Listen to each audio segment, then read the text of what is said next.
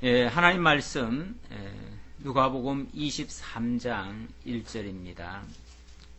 무리가 다 일어나 예수를 빌라도에게로 끌고 가서 고발하여 이르되 우리가 이 사람을 보매 우리 백성을 미혹하고 가이사에게 세금 바치는 것을 금하며 자칭 왕 그리스도라 하더이다 하니, 빌라도가 예수를 물어 이르되 내가 유대인의 왕이냐? 대답하여 이르시되 내 말이 옳도다. 빌라도가 대제사장들과 무리에게 이르되 내가 보니 이 사람에게 죄가 없도다 하니, 무리가 더욱 강하게 말하되 그가 온 유대에서 가르치고 갈릴리에서부터 시작하여 여기까지 와서 백성을 소동하게 하나이다. 5절까지 우선 봉독해 드렸습니다.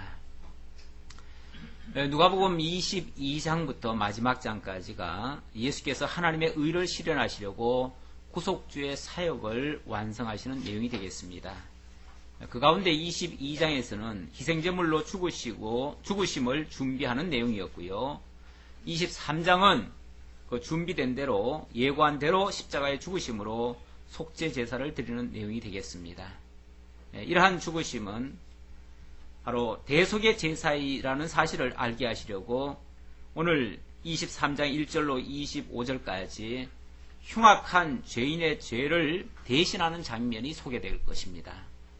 그리고 26절 이하에서는 드디어 예고된 대로 예수가 죽으심으로 온전한 희생 제물이라는 사실을 입증하게 될 것입니다.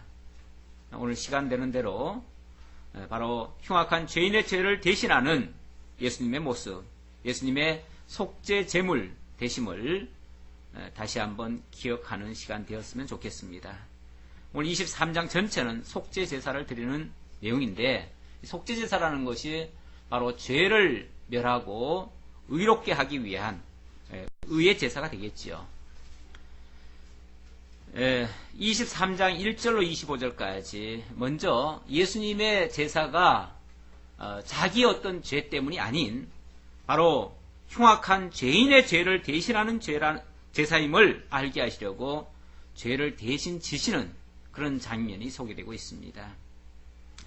먼저 1절로 7절까지 보니까 빌라도가 예수의 무죄를 선언하고 관할지인 헤롯에게 책임을 넘기는 그런 장면이 소개되고 있습니다. 분명히 한쪽에서는 예수를 죽이려 하는데 또 법적으로는 예수가 무죄하다는 사실을 입증합니다. 왜 이것이 필요할까요? 예수는 자기 죄 때문에 죽는 것이 아니라 자기 죄와는 전혀 상관없이 오히려 다른 사람의 죄, 그것도 아주 흉악무도한 자의 죄를 대신해서 대속의 죽음을 죽는다는 사실을 강조하기 위해서 예수 자신은 무죄하다. 그러나 그는 흉악한 죄인의 죄를 대신했다. 그것이 오늘 우리의 죄를 대신하신 대속의 희생물이 아니냐라는 것을 가르쳐주기 위한 그러한 메시지가 담겨져 있는 겁니다. 23장 1절입니다. 무리가 다 일어나 예수를 빌라도에게 끌고 가서 고발하여 이르되, 예수를 밤새도록 이리저리 끌고 다니면서 신문을 하고 아주 중죄인을 만들어 버렸습니다. 그렇게 했던 그 무리들이 이제 날이 새니까 이제 최종적으로 판결을 받기 위해서 사형 언도를 공식적으로 받기 위해서 빌라도에게 끌고 왔습니다. 마음으로야 10번도 더 예수를 죽이고 싶지요. 그러나 일단은 유대는 그 당시에 로마의 속국이었습니다. 그래서 자기들에게는 자치권, 이 사법권이 없어요. 그래서 누구를 죽이려 한다면 반드시 법의 힘을 빌려야 되는데 로마 치하다 보니까 사법권을 가지고 있는 로마 총독에게 그 호소를 하는 거죠. 그러기 위해서 이제 마지막 절차로 빌라도에게 끌고 온 겁니다. 끌고 와서 빌라도에게, 로마 사람에게 죄를 물으려고 하니까, 그러니까 죄를 인정해 달라고 하려니까 유대법 가지고는 안 되죠. 그래서 로마법에 거슬릴 만한 죄목을 들이댑니다. 그 죄목이 뭐냐면 첫 번째가 우리 백성을 미혹하고 가이사에게 세금 바치는 것을 금하며 자칭 왕 그리스도라 하더이다. 세 가지 제목입니다. 첫 번째는 백성을 미혹했다. 백성을 선동했다. 오늘날로 말하면 유언비어를 이렇게 퍼뜨렸다. 어리석은 백성들을 충동질해가지고 로마에 대항하도록 했다. 뭐 이런 식으로 제목을 뒤집어 씌우는 거죠. 어느 권력자든지요, 제일 두려워하는 게 뭐냐면 백성들 선동하는 거, 미혹하는 거, 이런 걸 제일 두려워합니다. 왜냐하면 백성들이 어리석지만 힘이 모아지면 권력도 뒤엎을 수 있는 게 백성의 힘이거든요. 그래서 어떤 경우에도 함께 모이는 걸 싫어하고요. 함께 모여가지고 어떤 힘을 발산하는 거, 이걸 싫어합니다. 뭐 대부분의 권력자들은 싫어해요. 그래서 옛날에 우리나라도 독재 시절에는 이 결사를 못하게 했어요. 쉽게 말하면 결사의 자유를 허락을 안 했어요. 벌써 몇 명만 모이면은 잡아가 버려요. 몇 명만 모이면은 무슨 꿍꿍이를 할지 모르니까. 그래서 허락도 안 하고, 만약에 잡아가면은 어떤 제목을 뒤집어 씌워가지고 엄벌에 처하고, 이런 일이 있었어요. 지금도 북한에 가면은 오호 뭐라고 그러나요? 저건 다섯 집마다 이렇게 묶어 놔가지고 서로 간에 감시하도록 그렇게 만들었죠. 그러니까 다섯 집도 같이 못 모여요. 모였다가는 그거는 바로 고발이 되는 거예요. 권력자들이 제일 힘들어하고 싫어하는 일이 바로 백성을 미혹하는 일, 유언비어 퍼뜨리는 일, 이런 일들인데, 첫 번째 제목을 백성을 미혹했다. 이렇게 제목을 뒤집어 씌웠습니다. 두 번째는 가이사에게 세금 바치는 것을 금했습니다. 금했다. 가이사가 그 당시 시저를 얘기하는 거죠. 시저 황제에게 세금 바치는 것을 금했다. 사실은 거짓말이죠. 사실 다 새빨간 거짓말들입니다. 죄를 만들려니까 어거지로 갖다가 뒤집어 씌우는 거지, 예수께서 그렇게 세금을 금한 적이 없어요.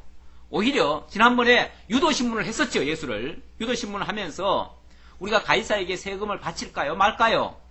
바치라 하면 유대민들에게, 백성들에게 돌팔매질 당할 것이고, 바치지 말라 하면 로마 법에 고소하려고 그렇게 유도신문을 했는데, 유도 질문을 했었는데, 그때 예수께서 아주 기묘한 대답으로 그 부분을 피해 가셨죠.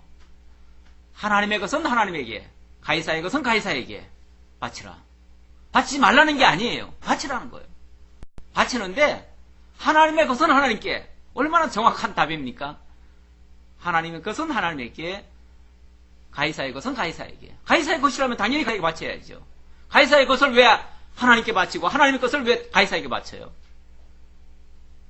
제대로 된 것을 바치라고 오히려 대답을 했었는데, 이걸 지금 뒤집어서 얘기를 하는 거예요.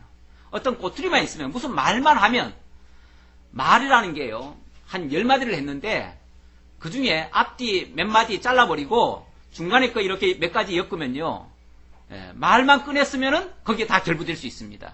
그렇죠? 사람을 죄인 만들려면 앞뒤 잘라내고 중간만 가지고 갖다가 걸면은 다 걸리게 돼 있어요. 그런 식으로 죄인을 만드는 거죠. 또 하나는 자칭 왕 그리스도라 하더이다. 이 지도자들이 그 총독에게 고소할 때 그런 말을 했습니다. 우리에게는 가이사밖에는 왕이 없습니다. 가이사만이 우리의 진정한 왕입니다. 그런데 저 예수가 스스로 왕이라고 합니다. 이거는 반역 아닙니까? 사실 이 왕정시대, 또는 지금은 황제시대인데, 제국인데, 그때에 스스로 왕이라 지칭하는 자가 있다면 그 자체가 뭐예요? 그건 반역이에요. 다른 그 어느 것보다도 용서받을 수 없는 것이 반역죄입니다. 이 황제들, 특히 이 왕들은요, 제일 두려워하는 것이 자기와 맞먹으려고 하는 자들. 이건 용납할 수가 없습니다. 어떤 경우에도 용서할 수 없어요. 만약에 아들이라 할지라도, 왕자라 할지라도 자기가 왕위를 물려주기 전에 스스로 왕노릇 하려고 하면 아들도 제거합니다. 그런데 자칭 왕이라고 했다는 거예요. 그러니 이렇게 세 가지 말이 사실이라면 예수는 빼도 박도 못할 중죄인이 돼가지고 결국 로마법에 의해서 합법적으로 죽임당할 수밖에 없는 그런 처지에 놓였습니다. 그러나 우리가 알기에는 전혀 다 거짓말이죠. 전혀 그렇게 말한 적이 없죠. 예수의 나라는, 예수는 당신이 왕 노릇을 한다고 해도 그것이 이 세상 나라를 두고 한 말이 아니었다고 그랬습니다. 하나님의 나라를 두고 한 말이었고, 오히려 제자들이 오해를 해가지고 예수님이 이제 높은 자리에 올라가면, 왕자리에 올라가면 자기들도 어떤 한 자리 할까라고 생각했는데 예수님은 거기다가 오히려 일침을 가하셨죠. 우리의 나라는 그런 나라가 아니다. 오히려 큰 자가 어린 자를 섬기는 나라고, 정말 왕이라 할지라도 가장 큰 자라면 오히려 가장 어린 나이까지 그렇게 보살피는 그런 일을 하는 것이 우리 하나님의 나라의 모습이다 라고 하면서 이 세상 나라와의 차이점을 이야기를 했습니다. 그러니까 명백히 왕이라 했어도 이 세상의 왕은 아닌데도 불구하고 그런 식으로 지금 제목을 뒤집어 씌운 겁니다. 자, 그러니까 3절 빌라도가 예수께 물어 이르되 그 사실 여부를 확인하려고 하는 거죠. 내가 진짜 유대인의 왕이냐? 라고 물었습니다. 그랬더니 대답하여 이르시되 내 말이 옳도다. 여기 내 말이 옳도다 한 말은 지금 질문 자체가 네가 왕이냐라고 얘기한 게 아니라 네가 유대인의 왕이냐 이렇게 얘기를 한 거예요. 그야말로 언약 자손들의 왕이냐, 언약한 그 나라의 왕이냐 이런 식으로 사실은 질문한 거나 마찬가지예요. 그런 측면이라면 왕이 맞죠. 그건 틀린 말이 아니죠. 예수는 하나님의 나라의 왕노릇 할 자예요. 그런 의미에서 네가 말 똑바로 했다 이런 식으로 얘기를 하는 거죠. 네 말이 옳도다. 너 지금 바른 질문했다. 바르게 말했다. 맞다 틀리다가 아니라 네가 바르게 말했다. 내가 왕이라고 한 것은 이 세상의 왕이란 얘기가 아니라 바로 하나님 나라의 왕이다. 언약 자손의 왕이다. 그런 뜻으로 이야기를 한 거다 라고 했지요. 그랬더니 빌라도가 대제사장과 무리들에게 이르되 내가 보니 이 사람에게 죄가 없도다 하니. 아니 자기 나라에서, 그러니까 예수가 이루고자 하는 그 하나님의 나라에서 당신이 왕이라는데, 그건 어떻게 보면 영적인 나라인데 그 나라에서 왕이라고 한 것이 무슨 죄가 돼요. 그러니까 이 빌라도가 사실은 여기는 자세히는 안 나오지만 다른 성경에 보면 빌라도의 그 부인이 전날 밤에 심한 꿈을 꿨습니다. 꿈을 꾸면서 그 사람 예수는 의로운 사람이라는 것을 이야기를 해주고 아무 죄가 없다는 것을 미리 알려줍니다. 그래서 빌라도가 사실은 그런 어떤 지금 이거는 유대인 동족들이 지금 미워가지고 예수를 죽이려 하는 것이지 죄가 있어서 죽이는 것이 아니라는 것을 알고 있었어요. 그래서 사실은 그런 질문을 한 거예요. 네가 말하는, 그러니까 예수가 말하는 이런 말들이 자기 동족을 또는 언약 자손들을 두고 한 말인지, 아니면 이 세상에서 그야말로 로마 황제와 맞짱 뜨기 위한 그런 말이었는지 그 사실 여부만 확인한 거예요. 사실 여부 확인하고 그게 아니었다는 것만이 드러났으니까 그게 아니라면 로마법에서 처결할 이유가 없는 거예요. 그렇죠? 로마법과는 아무 상관없는 얘기니까. 그래서 죄가 없도다라고 선언을 한 겁니다. 이건 공식적인 선언이에요. 무죄 입증입니다. 무죄 입증이에요. 그런데 여기서 끝나질 않지요. 이미 예수를 죽이고자 작정하고 덤벼드는 사람들이 빌라도가 그렇게 말한다고 해서 쉽게 물러가질 않지요. 그래서 5절에 보니까 무리가 더욱 강하게 말하되, 더욱 강하게, 그러니까 거기에 막 반발을 하는 거죠. 반발을 하면서 이건 잘못된 판결이다. 그러면서 그가 온 유대에서 가르치고 갈릴리에서부터 시작하여 여기까지 와서 백성을 소동하게 하나이다. 예수가 백성을 선동했다는 것은 여기서뿐이 아니라, 지금 금방 일어난 일이 아니라 이미 갈릴리에서부터 백성을 미혹했습니다 라고 얘기를 했던 거예요. 갈릴리, 그러니까 쉽게 말하면 어려서부터 그런 일이 있었다. 그러면서 과거까지 다 끄집어내가지고 예수를 고발했습니다. 갈릴리에서부터라고 하니까 빌라도는 사실은 어떻게 해서든지 자기가 이제 그 자리에서 사실 벗어나고 싶은 거거든요. 자기 부인도 말한 게 있고, 그 의의를 갖다가 자기가 정죄해가지고 내어주는 일은 사실은 그건 죄를 뒤집어 쓰는 거 아니에요, 자기가? 그 독박 쓰는 거 아니에요? 그러니까 그런 것을 하기 싫어서라도 어떻게 해서든지 책임을 회피를 하려고 그러는데 갈릴리서부터 이미 선동을 했었다 하니까 갈릴리? 갈릴리라면 거기가 헤롯이 다스리는 곳인데 그렇다면은 이것은 헤롯에게 보내가지고 헤롯이 그 처결하도록 하는 게 좋겠다. 자기가 괜히 그 부담 안기 싫어가지고 그래서 헤롯에게 넘겨주려고 합니다. 그런데 마침 헤롯이 지금 예루살렘에 와 있어요. 원래는 예루살렘은 가나안 지역이 아닌데 예루살렘에 와 있어요. 어쩌면 역사가 하나님의 정하신 뜻대로 되어지게 하시려고 하나님께서 모든 주변 여건을 그렇게 받쳐놓은 거나 똑같아요. 그래가지고 헤롯이 와 있고 그 헤롯에게 그렇다면 지금 예수의 사건은 벌써 이미 그때부터 반역을 했다면 그것은 헤롯이 처리할 문제다. 내가 할 게 아니다. 그래서 헤롯에게 돌려보내자 하고서 헤롯에게 돌려보내는 장면입니다. 6절입니다. 빌라도가 듣고 그가 갈릴리 사람이냐 물어 헤롯의 가날에 속한 줄을 알고 헤롯에게 보내니 그때에 헤롯이 예루살렘에 있더라. 성경에 보면 마침 그때 이런 말들이 자주 나옵니다. 때마침 어떤 역사가 일어나는데 그게 우연일까 필연일까? 예, 사람들은 우연히 일어난 것처럼 얘기를 하는데 사실 성경에는 우연이라고 표현을 했지만 그건 사람이 보기에 우연입니다. 왜? 전혀 그런 일이 없는데 그럴 일이 없는데 어떤 사람이 거기에 있고 그 사람으로 말미암아 어떤 역사가 일어나요. 그러니까 그걸 우연이라고 얘기를 해요. 그래서 성경에 우연이라는 표현이 많이 있습니다. 그런데 우연이란 말만 있는 것이 아니라 그것이 하나님의 정하신 뜻대로 됐다는 것을 여러 정황을 통해서 설명하고 있죠. 우리는 그것이 우연이 아니고 지금 이 역사가 일어나게 하려고 예수가 십자가에 못 박혀 죽는 일에 협조하게 하려고 만약에 헤롯이 갈릴리에 그대로 있었고 이 사람이 갈릴리 사람이었다. 갈릴리에서부터 이미 그렇게 반역을 했다라고 하면 어떻게 하겠어요? 갈릴리로 보내지요. 갈릴리로 보내면은 그 6월절에 죽을 수 있어요, 없어요? 아마 거기 갔다 오려면은 몇 날 며칠은 걸릴 것이고, 그러면은 바로 일이 되질 않습니다. 역사가 일어나질 않아요. 그래서 역사가 되어지려면 모든 조건이 갖춰져야 돼요. 그래서 어쩌면 이 회의를 위해서, 이 불법 재판을 위해서 그 대제사장 거기에 무리들 밤에도 무리들이 몰려왔잖아요. 공회에. 그리고 공회원들 또 빌라도 마지막에는 헤롯까지. 어쩌면 지금이 명절이기 때문에 명절 지키러 왔는지도 모르겠어요. 헤롯이.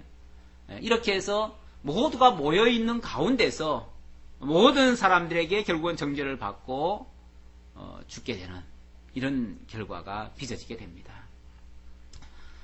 자, 그 다음 8절로부터 12절까지 헤롯은 예수를 조롱하고 로마 총독 빌라도에게 다시 넘겨서 죽게 합니다. 최종적으로는 빌라도가 판결을 해야 돼요. 판결을 해야 되기 때문에 그건 과정으로서 헤롯에게 갔다 온 것이고 결국은 총독 빌라도가 판결을 하게 만듭니다. 헤롯이 예수를 보고 매우 기뻐하니 이는 그의 소문을 들었으므로 보고자 한 지 오래였고 또한 무엇이나 이적 행하심을 볼까 바랐던 연고로라. 헤롯이 의외로 예수를 굉장히 기뻐했네요. 이거는 헤롯이 예수를 존경했다는 말일까요? 전혀 그런 뜻은 아닙니다. 예수의 소문을 많이 들었지요. 옛날에 그 아버지 때로부터 예수에 대해서는 많이 사실은 들었던 터였습니다. 그런데 굉장히 호기심이 이제 발동한 거예요. 도대체 그가 누구길래 우리 아버지도 그 처음에 예수가 태어났을 때 헤롯이 그 2살 아래의 남아들을 다 죽이라고 하는 명령 내리고 그러면서 아주 난리를 피웠잖아요. 도대체 그 예수가 누구길래 우리 아버지도 그렇게까지 했고 지금도 이렇게 많은 사람들이 죽이자고 이렇게 덤비는가? 그게 이제 은근히 호기심이 발동한 거예요. 도대체 그 사람 어떤 사람인가? 내가 한번 직접 봤으면 좋겠다. 그런데 그가 온다고 기별이 오니까 이 사람 한번 내가 제대로 한번 알아봐야 되겠다. 그래서 예수가 왔을 때 그에게 뭔가 한번 이상한 역사가 일어나기를 바라면서 호기심에 이제 그렇게 한 거죠. 그렇게 했는데 여러 말로 물으나 아무 말도 대답하지 아니하시니 생각과는 달랐어요. 자기는 뭔가 대단한 사람인 줄 알고 이리저리 별의별 유도신문을 다 해봤겠죠. 그런데 완전히 예수는 마치 도수장에 끌려가는 양이 잠잠한 것처럼, 원래 도수장에 끌려가는 양들은 시끄럽지요. 시끄러운데 예수에 대해서 그것도 표적입니다.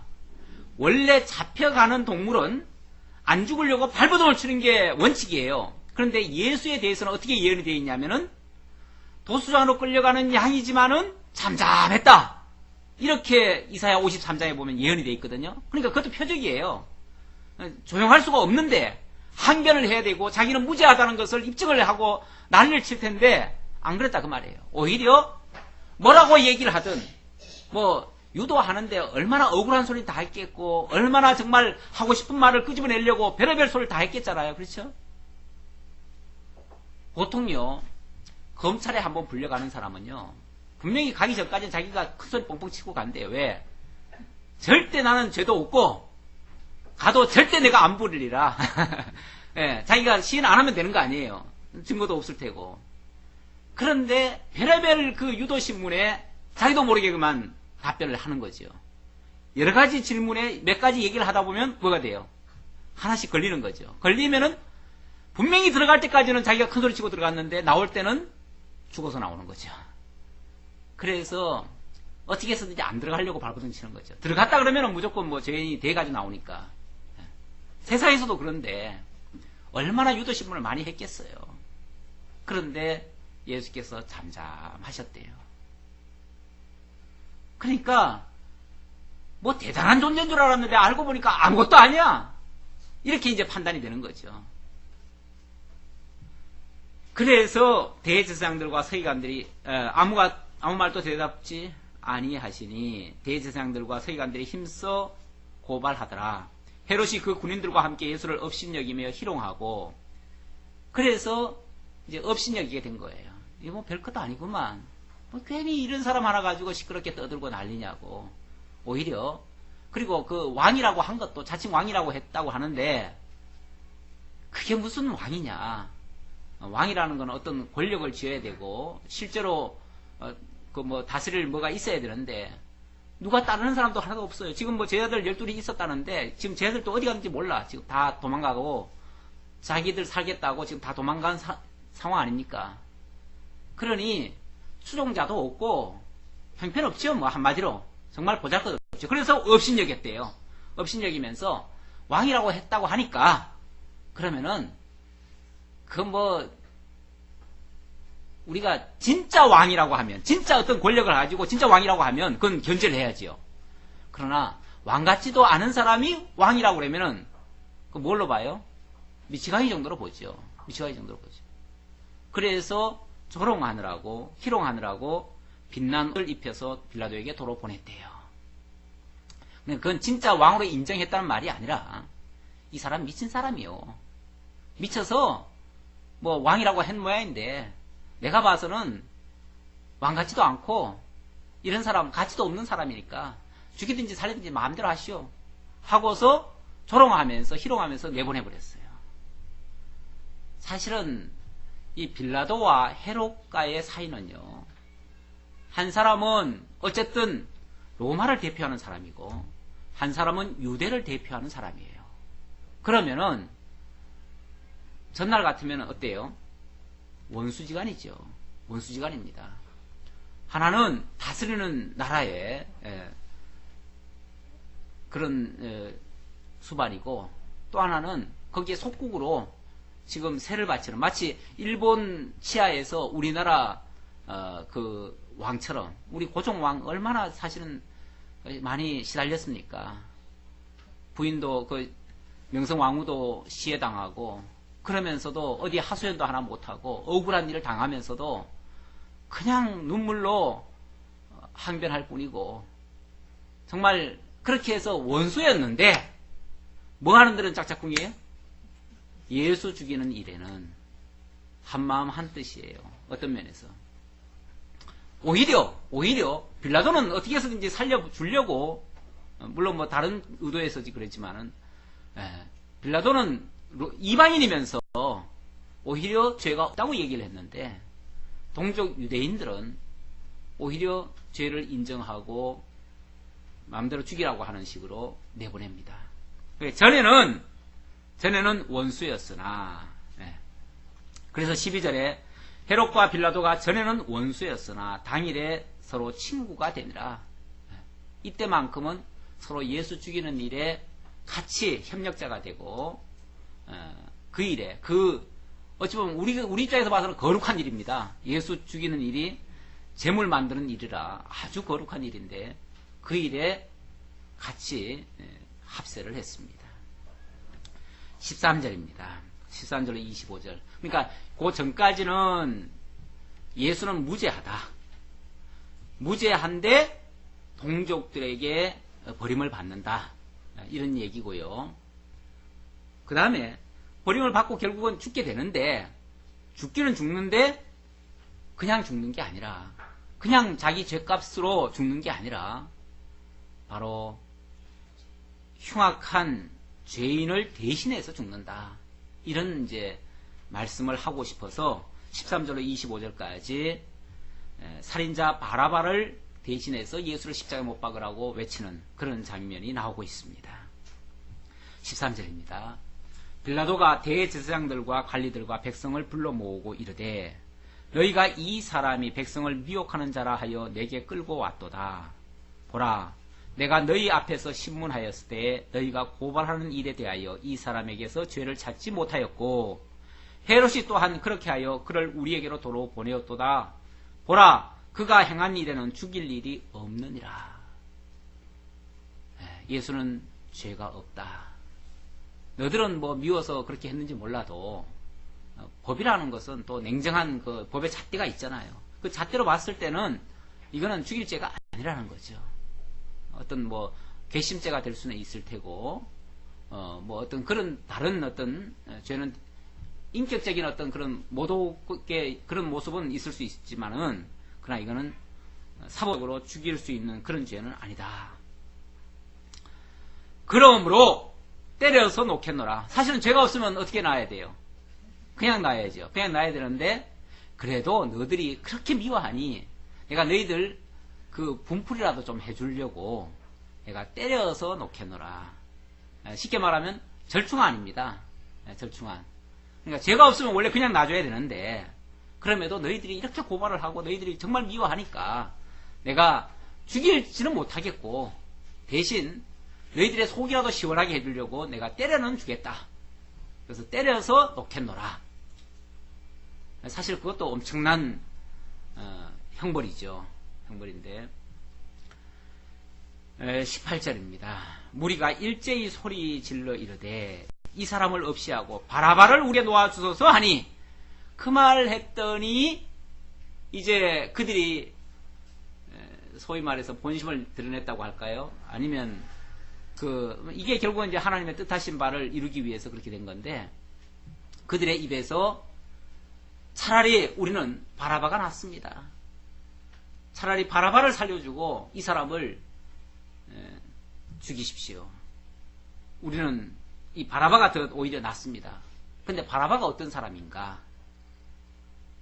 바라바를 알고 이제 그런 말을 해야 되는데, 19절 봅시다. 이 바라바는, 이제 바라바에 대해서 설명을 좀 합니다. 왜냐하면 바라바를 놔달라고 했으니까 도대체 그 바라바가 어떤 인물이기에 의로운 예수를 죽이고 그를 살려야 되는가? 이 바라바는 성중에서 일어난 밀란과 살인으로 말미암아 옥에 갇힌 자르라. 밀란. 다시 말하면 백성들을 진짜 선동했어요. 이 사람은. 아까 예수를 백성 선동죄로 고소를 했는데 오히려 예수는 선동한 게 아니고 하나님의 참 진리를 전했을 뿐이죠. 근데 하나님의 참 진리를 전하니까 사람들은 그게 지금까지 안 들어본 소리고 자기들 찌르는 소리예요. 특히 종교 지도자들은 자기들을 괴롭히는 소리로 들려요. 진짜 하나님의 말씀 앞에 지도자가 어디 있고 백성이 어디 있습니까? 누구든지 자기에게 주는 말씀으로 받고 자기가 잘못된 게 있으면 회개하고 돌아서면 되는 거 아니겠어요? 그런데 오히려 백성들은 어찌할꼬 하면서 세례 요한에게 와서 회개를 하고 그렇게 했어요. 그랬는데 지도자들은 그렇게 하지를 않았습니다. 뿐만 아니라 오히려 그렇게 하나님의 말씀을 전파하는 세례 요한도 죽게 만들어버렸고 또 예수도 미워해서 결국은 죄를 백성을 선동했다. 백성을 선동한 게 아니라 백성을 일깨운 거죠. 무지한 백성들에게 하나님을 알게 주어서 참 진리를 깨닫게 했죠. 참 진리를 깨닫고 나니까 그들이 뭘 한 겁니까? 그들이 종교 지도자들의 그 거짓되고 위선된 걸 알아버렸죠. 알으니까 그 종교 지도자들에 대해서 그동안은 절대적으로 복종하고 맹종하던 백성들이 똑똑해지니까 뭐 한 거예요? 근데 백성들을 쉽게 말하면 지도자들의 말에 절대 복종을 안 한 거죠. 그때부터 절대 복종을 안 했어요. 그리고 예수를 따라다니니까 저 예수 때문에 백성들이 우리 말 안 듣는다. 이렇게 된 거죠. 그러니까 그 지도자들 입장에서 봤을 때는 예수가 백성을 뭐 한 거예요? 선동한 게 맞아요. 그렇죠? 백성에게 바른 진리를 가르쳐 줘가지고 일깨워 준 건데 그래서 똑똑해지니까 그래서 지도자들 말을 함부로 안 들은 거죠. 그동안은 무조건 맹목적으로 들었는데 사실 오늘날도 그런 경향이 없잖아 있습니다. 성도들에게 성경을 잘 가르쳐주면 성도들이 깨어나잖아요. 그동안 몰랐던 사실을 알게 되고 그 성경을 알고 나니까 지금까지 자기들을 지도했던 그 지도자가 정말 성경적으로 지도했는지 아니면 성경과 다른 것으로 지도를 했는지 알게 돼버리잖아요. 그러다 보니까 옛날에는 무조건 아멘, 무조건 맹종하다가 어느 날부터는 노멘이 자꾸 나와요. 아멘이 아니라 자꾸만 맹종을 안 해요. 어느 날부터는. 그리고 때로는 목사한테도 따지는 말도 좀 할 수가 있고 목사님 이거 아니지 않습니까? 왜 이렇게 말씀하십니까? 성경은 이렇게 돼 있지 않습니까? 성경 들이대가면서 그렇게 한단 말이에요. 그러니까 그걸 지도자들 입장에서는 좋을 리가 없죠. 좋을 리가 없어요. 그래서 성경 많이 가르치면 건방지고 교만해지고 말도 안 듣고 문제 일으킨다. 성경 너무 많이 가르치지 말아라. 이렇게 이제 하는 경향이 좀 있지요. 솔직히 좀 있습니다. 그래서 성경을 체계적으로 가르치는 것을 사실은 교회들이 잘 안 했습니다. 그동안 잘 안 했어요. 그런데 물론 뭐 지도자들 입장에서 봤을 때는 물론 잘못된 지도자들의 입장에서 봤을 때입니다. 바르게 했을 때야 그게 왜 잘못됐겠습니까? 그러나 잘못된 그동안의 기존적으로 잘못된 그 바탕하에서는 분명히 어떤 문제로 드러나긴 드러난 겁니다. 그러다 보니까 성경 바르게 가르치는 것을 그렇게 찬성하지 않고 싫어하는 이런 경향이 많이 있어 왔습니다. 어찌 보면 그런 모습과 비슷해요. 그래가지고 바른 소리 하시는 목사님들이 사회에서 매장을 많이 당해요. 매장을 많이 당해요. 지금도 가끔 보면 이 교계에다가 쓴소리 하시는 분들이 좀 계십니다. 그런데 그분들이 전부 다 한결같이 매장을 당하지요. 바른 소리 하는 거를 용납을 잘 안 해요.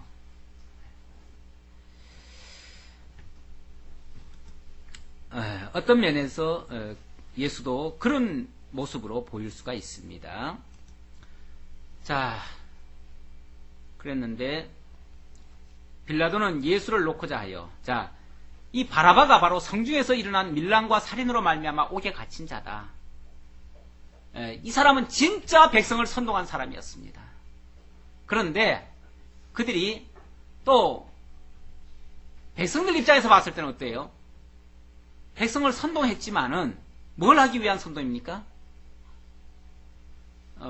소위 말해서 일제시대 때 독립운동 하듯이 지금 로마 치하에서 지금 민족을 뭐라고 할까요? 좀 권기하게 만든 거죠. 그래가지고 로마에 대항하도록 만든 거죠. 소위 말해서 민족주의자예요. 이 바라바가 민족주의자예요. 그러니까 백성들이 감싸고 도는 거죠. 이 사람은 우리 민족을 위해서 밀란을 일으켰고, 밀란을 일으켰다는 말은 로마에 대항해서 쉽게 오늘날로 말하면 테러를 가한 거예요. 테러를 가하다 보니까 거기 사람도 죽이는 거죠. 빈 라벤이나 이런 사람들 그 막 테러 가하면서 사람 죽이잖아요. 그런 것처럼 그랬다 그 말이에요. 어찌 보면 이 사람은 진짜 죄인이 맞습니다. 진짜 죄인이 맞고, 그거는 하나님의 나라를 위해서가 아니라 그 민족을 위해서 어떻게 보면 애국심을 가지고 지금 그런 일을 벌린 겁니다. 자, 그러니까 백성들 입장에서는 이 바라바가 좋은 거예요. 예수가 좋은 게 아니라. 특히 이제 물론 이 백성들도 어떻게 보면은 생각이 좀 부족하죠. 왜냐하면 이 백성들은요, 그 지도자들이 어떻게 코치를 하느냐에 따라서 지금 움직여요. 지금 여기 나온 이 무리들은요, 사실은 그 대제사장과 이런 사람들이 다 불러 모은 사람들이에요. 어제 밤부터 다 있었던 사람들이잖아요. 그 사람들이 벌써 많은 민중들을 쉽게 말하면 끌어들인 거예요. 끌어들여가지고 이 예수를 꼭 죽여야 된다. 죽여야 되는데 너희들이 이렇게 해야만 죽일 수 있다. 라고 지금 공모해가지고 지금 이렇게 역사를 벌이고 있는 거예요. 그러니까 진짜 예수를 믿고 따르는 사람들은 없는 거죠, 여기에. 없는 거예요. 없고, 대제사장들이 보낸 사람들, 그 사람들이 지금 선동을 해가지고 하니까 그 사람들 입장에서는 바라바가 귀한 사람입니다. 그런데 객관적으로 말하면은 예수는 의인이고 바라바는 흉악무도한 죄인과 같은 죄인의 괴수예요. 그야말로. 그게 객관적인 정답입니다. 자, 이런 자인데 솔직히 로마 정부의 입장에서 봤을 때는 그 바라바를 놓고 싶지 않지요. 내주고 싶지 않지요. 왜? 그 사람은 백성을 진짜 선동하는 사람인데, 바라바가 봤을 때는, 아니 빌라도가 봤을 때는 바라바가 진짜 이거는 백성을 선동하는 사람이에요. 밀란을 또 일으킬 사람이에요. 그런 사람 내놓고 싶지 않지요. 그래서 예수를 풀어주고 그 사람을 십자가에 못 박으려고 하는데 이제 백성들이 가만 안 있는 거죠. 빌라도는 예수를 놓고자 하여 다시 그들에게 말하되 그들은 소리질러 이르되 그를 십자가에 못 박게 하소서, 십자가에 못 박게 하소서 하는지라. 그동안은 십자가 얘기도 사실은 안 나왔죠. 안 나왔는데 본격적으로 십자가에 못 박으라고 얘기를 합니다. 진짜 십자가에 못 박을 죄인은 누굽니까? 바라바죠. 바라바가 진짜 십자가에 못 박게 죽을 죄인이에요. 그런데 바라바를 내주는 대신에 그 바라바의 죄를 예수가 지라는 거예요. 예수가 그 죄값으로 십자가에 죽으라는 거예요. 그러니까 이거는 철저하게 뭡니까? 죄를 뒤집어 씌우는 거죠. 죄를 전가하는 거죠. 죄를 전가하는 겁니다. 이게 일종의 예수께 죄 전가 의식이나 다름없습니다. 그렇죠? 예. 구약시대 때 보면 죄인이 재물을 가져오잖아요. 재물을 가져오는데 그 재물에게 자기 모든 죄를 다 뒤집어 씌웁니다. 실제 죄를 지은 자는 누구예요? 본인이죠. 본인이 죄를 지었는데 그 본인, 죄인이 동물을 가져와 가지고, 동물은 사실 죄가 없어요. 동물이 무슨 죄를 지어요? 그냥 먹는 것밖에 없잖아요. 동물은 죄 짓는 존재가 아니에요. 예. 그냥 본능에 충실한 존재가 동물이에요. 그건 죄 짓는 게 아니에요. 그런데 인간이 욕심으로 죄를 짓고 그 죄값을 그 죄 없는 동물에게다가 뒤집어 씌우느라고 뭘 하냐면 안수를 합니다. 안수를 한 다음에 죽여요. 죽일 때 이 사람의 죄 값으로 죽는 거예요. 대신 죽는 거예요. 그렇게 하듯이 바라바의 죄값을 그대로 지금 예수에게다가 전가시켜가지고 그 예수로 하여금 십자가에 못 박혀 죽도록. 그러니까 바라바가 실제로는 십자가에 못 박을 죄인이에요. 그러니까 그 죄를 여기다가 뒤집어 씌우는 거죠. 이게 전가의식입니다. 예수가 바로 흉악한 죄인의 죄를 뒤집어 썼다고 하는 그 죄의식, 그 하나의 표식이죠. 그렇게 하시는 표식이죠. 자, 그러면서 십자가에 못 박으라고 호소를 했습니다. 빌라도가 세 번째 말하되, 그러니까 빌라도가 예수를 살리려고 무진 애를 많이 쓴 거예요. 지금 세 번째 얘기한다잖아요. 그렇죠? 첫 번째 그렇게 무죄하다고 얘기를 했고, 두 번째 내가 때려서만 보내도 되겠다 그러고 했고, 세 번째 다시 또 얘기를 합니다. 세 번째 말하되, 이 사람이 무슨 악한 일을 하였느냐? 나는 그에게서 죽일 죄를 찾지 못하였나니 때려서 놓으리라.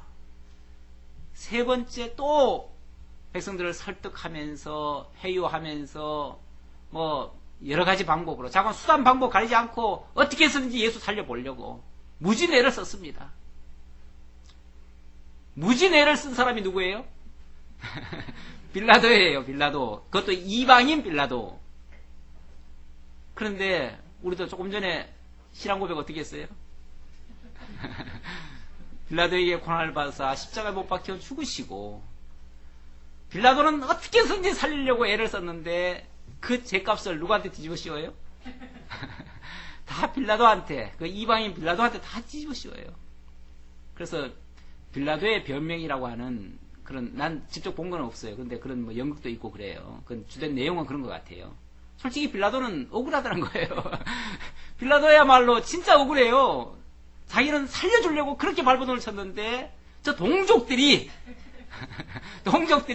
오히려 죄인이 그 죄값을 갖다가 뒤집어 씌워놓고는 죽게 만들었다 그 말이에요. 그래 놓고는 그거는 그냥 그 책임은 전부 다 또 누구한테 뒤집어 씌우고, 빌라도한테 뒤집어 씌우고. 그래서 이 사도신경이 사실은 뭐 사도들이 썼다고 그러는데 실제 사도들이 쓴 건 아니고요. 그 후대 학자들이 기록을 하고 권위를 부여하기 위해서 사도들이 썼다라고 얘기를 하는데 실제 사도들이 쓴 신앙 고백문은 아닙니다. 그런데 특히 이제 로마 가톨릭적 그 시각으로 보면 예수의 그 죄를 갖다가 이방인 빌라도에게 뒤집어 씌우고 싶은 거예요. 왜? 종교 지도자들이 그 죄 지었다는 것은 고백하고 싶지 않거든요. 그래가지고 사실을 한 거예요. 그러니까 물론 뭐 우리가 뭐 그렇다고 사도신경이 잘못됐다 그 얘기는 아니에요. 사도신경에 사실 그 부분 빼고는 다 우리가 고백해야 될 내용들이에요. 그래서 고백을 하는데 빌라도에게 고난을 받은 것도 사실이 맞습니다. 결국은 어쨌든 최종 판결 누가 했어요? 빌라도가 했어요. 그러니까 과정적으로는 뭐 안 한다 발버둥 쳤지만은 맨 마지막에는 결국은 판결 내리고 말았어요. 그러니까 최종 책임은 누구한테 지금 있는 겁니까? 최고 지도자에게 원래 항상 책임이 돌아가는 거예요. 마지막에는. 그리고 제가 지난번에 그 수요일 강론하는데 제가 정확히 어느 지점인지 제가 기억이 안 나는데 거기 보면 이 메시아가 고난을 받고 이방인에게 그렇게 정죄받아서 죽게 될 것이 예언이 된 부분이 있어요. 제가 그 부분을 보고 제가 이 얘기를 한 적이 있는데 구약 성경에 이방인에게 그 정죄를 받아가지고 죽게 될 것이 예고가 돼 있어요. 안 돼 있는 게 아닙니다. 그러니까 이것도 하나의 표적입니다. 표적. 이방인을 통해서 죽어야만 돼요. 또 십자가형이라는 것이 원래 유대인은 없는 법입니다. 없는 법이기 때문에 예수가 십자가형, 바로 저주의 상징인 십자가형을 받으려면, 그리고 그 대속의 제물이 되시려면 어쩔 수 없이 로마 법에 의해서 죽어야 돼요. 그러려면 로마의 책임자인 총독이 판결을 낼 수밖에 없어요. 어떤 면에서 빌라도는 너무너무 억울합니다. 그래서 빌라도는 이거는 내가 죽이는 거 아니다. 그리고 마지막에 뭐 합니까? 손을 씻어요. 이 손을 씻고, 그랬더니 그 백성들은 그 죄를 우리에게 돌리소서 그러죠. 쉽게 말하면 우리가 책임지겠습니다 이렇게 말하죠.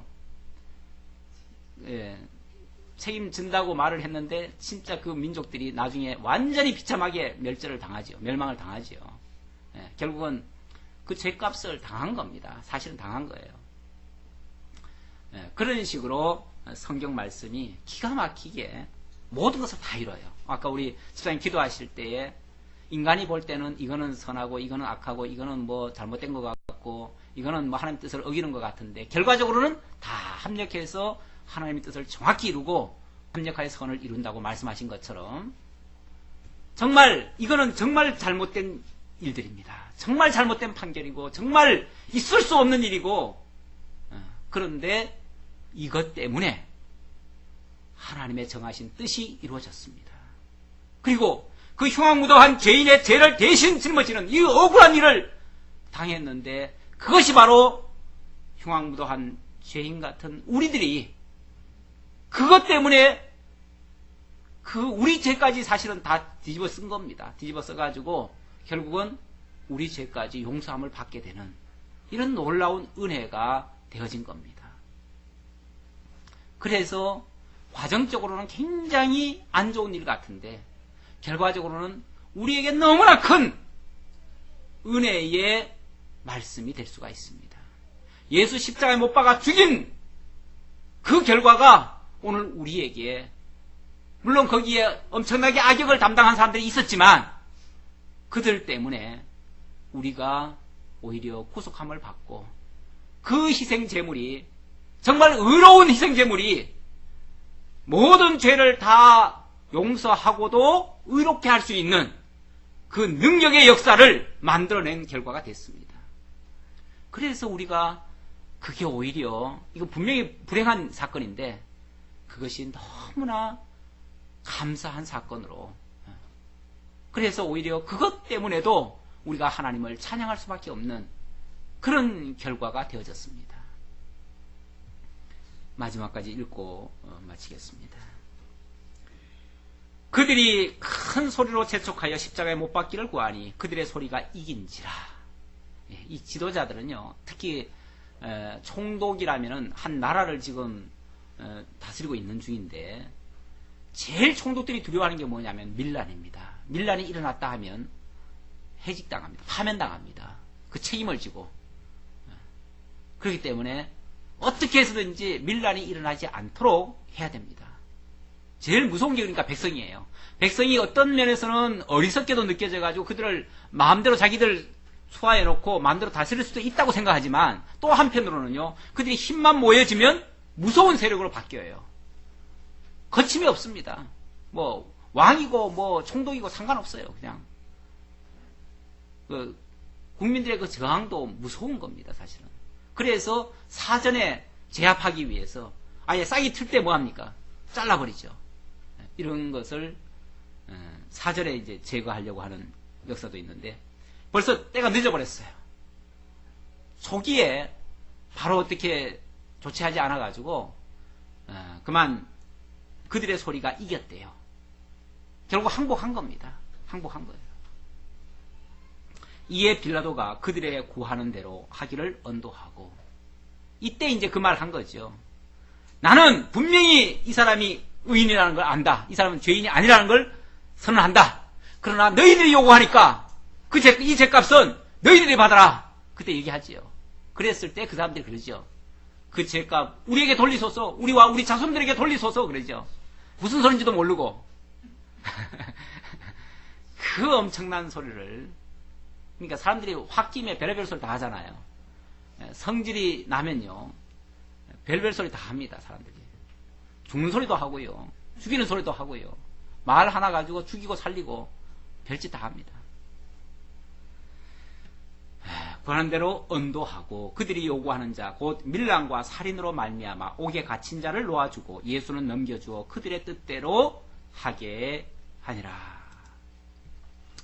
결국 죽어 마땅한 죄인 바라바가 예수의 죽음으로 말미암아 새로운 삶을 얻게 되었습니다. 이것이 가리키는 의미가 뭔가? 장차 살인 강도처럼 흉악한 죄인들이 그리스도의 의로운 죽음으로 새 생명 얻게 될 것을 모형과 그림자적으로 예표한 모습이 되겠습니다. 오늘 우리도 그래서 예수 그리스도의 그 희생의 대속의 제물로 말미암아 우리가 하나님의 자녀가 되었고 그리스도의 의로 말미암아 그렇게 하신 일이 의거든요. 그 만들어낸 결과가 의거든요. 그 의가 오늘 우리에게 입혀져서 우리도 의롭다 칭함을 받게 됐습니다. 우리 자신은 의롭지 않습니다. 그러나 그리스도의 의를 하나님은 보시고 더 이상 우리에게 죄를 묻지 않으시면서 의롭다, 하나님의 자녀다, 아들이라 이렇게 불러주시는 겁니다. 그렇다면 우리가 어떻게 살아야 될 것인가? 뭐 답은 뻔하지요. 더 이상 죄에 대해서는 죽은 자가 됐고 의에 대해서는 산 자가 됐으니 로마서에 그런 말을 하지요. 우리가 죄에 대해서는 죽었어요. 이미 죽었어요. 죽은 자가 어떻게 더 이상 그 일을 할 수가 있어요. 계속 죄에 머물며 젖을 수가 있어요. 이제 우리가 할 일은 죄에 대해서는 신경도 안 쓰는 거예요. 사실은. 그걸 뭐 무감각하라는 얘기가 아니라 죄에 대한 무감각이 아니라 그쪽을 아예 쳐다도 안 보는 거죠. 왜? 거기에 대해서는 이미 죽었으니까. 그리고 의를 향해서 무엇이 의인가를 깨달아서 그쪽으로만 나가라는 거죠. 나가면 자연스럽게 죄는 점점 더 멀어질 것이고 의는 점점 더 이루어질 것이고 그게 이제 새 언약을 받은 그러니까 주님께서 주신 그 새 계명을 받은 자들의 거룩한 삶이라고 볼 수 있습니다. 이것은 우리가 방향을 어떻게 설정하느냐에 따라서 그렇게 만들어질 것입니다. 그런데도 아직까지 여전히 그 죄만 없애려고 발버둥 치는 사람들도 있죠. 그게 이제 율법 아래에 있는 사람들이고 우리는 그리스도의 의, 그리스도의 구속으로 말미암아 의롭게 된 자들이기 때문에 이제는 의를 위해서 이제 달려나가야 되는 그 방향으로 달려나가다 보면 자연스럽게 죄는 제거되어진다. 점점 더 거룩해져 간다. 그렇게 말씀드릴 수 있습니다. 그렇다고 해서 우리가 완전히 의롭다는 얘기는 아니에요. 점점 그렇게 변화되어져 간다는 얘기죠. 그쪽 방향으로 가다 보면. 오늘 여기까지 하도록 하겠습니다. 다음 주에는 이렇게 준비된 대로 그리고 정죄된 대로 예수는 죽임을 당하는 그래서 온전한 제물이 되시는 그런 모습을 증거할 것입니다. 기도하겠습니다. 아버지 하나님 감사합니다. 정말 주님께서 흉악무도한 바라바의 죄를 대신 지신 것처럼 오늘날 죄와 사망 가운데 있었던 우리들을 대속해서 거룩한 그리고 의로운 죽음을 죽으신 것을 다시 한번 기억하게 되었습니다. 이제 우리는 그리스도 안에서 새롭게 된 피조물입니다. 그리스도의 의를 힘입어서 하나님의 자녀가 되었습니다. 하나님의 자녀가 마땅히 어떻게 살아야 될 것인가는 너무나 명백합니다. 우리들의 가는 방향을 바르게 정립하고 더 이상 과거에 얽매여 사는 자들이 아니라 앞으로 정말 하나님께서 제시하신 비전을 향해서 표대를 향해서 다른 길 쳐갈 수 있는 저희 모두가 될 수 있도록 인도해 주옵소서. 함께해 주오심을 감사드렸고 예수님의 이름으로 기도하옵나이다. 아멘.